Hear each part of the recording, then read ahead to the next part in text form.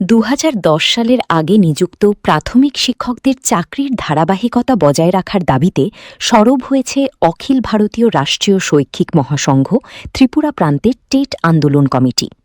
Supreme কোর্টের সাম্প্রতিক রায়ে শিক্ষক যোগ্যতা পরীক্ষা বা টেট উত্তীর্ণ হওয়াকে বাধ্যতামূলক করার বিষয়টি সামনে রেখে সংগঠনের পক্ষ থেকে ভারত সরকারের কাছে মানবিক হস্তক্ষেপের আবেদন জানানো হয়েছে।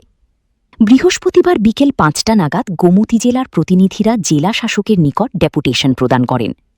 একই সঙ্গে দেশের প্রধানমন্ত্রী এবং কেন্দ্রীয় শিক্ষামন্ত্রীর উদ্দেশ্যে একটি স্মারকলিপিও পেশ করা হয়। ডেপুটেশনে উপস্থিত ছিলেন এবিআরএসএমের সম্পাদক প্রসেনজিৎ দেববর্মা, কার্যনির্বাহী সদস্য তপন মজুমদার, সদস্যা পূর্ণিমা দেবনাথ সহ অন্যান্য নেতৃবৃন্দ। ৩ সদস্যের প্রতিনিধি দলের সঙ্গে শতাধিক শিক্ষক শিক্ষিকাও এই কর্মসূচিতে অংশ নেন।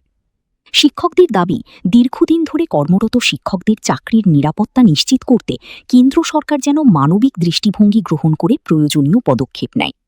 এখন নজর রয়েছে দেশের বিভিন্ন প্রান্ত থেকে উত্থাপিত এই দাবির প্রতি কেন্দ্র সরকারের অবস্থানের দিকে।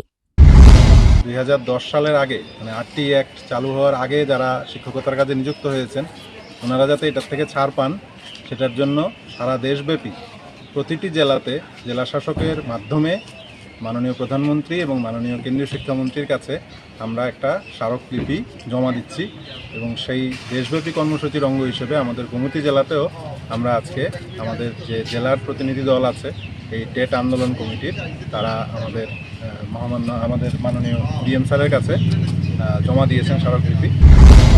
টেট আন্দোলন কমিটির এই উদ্যোগ আগামী দিনে কতটা সাফল্য পায় সেদিকেই তাকিয়ে রয়েছেন শিক্ষক শিক্ষিকা মহল। উদয়পুর থেকে বিপ্লব দের report, the news 9। Step into a place full of new ideas and opportunities at Techno India University Tripura, where you learn, grow and build your future. A place that truly helps your dreams become a reality.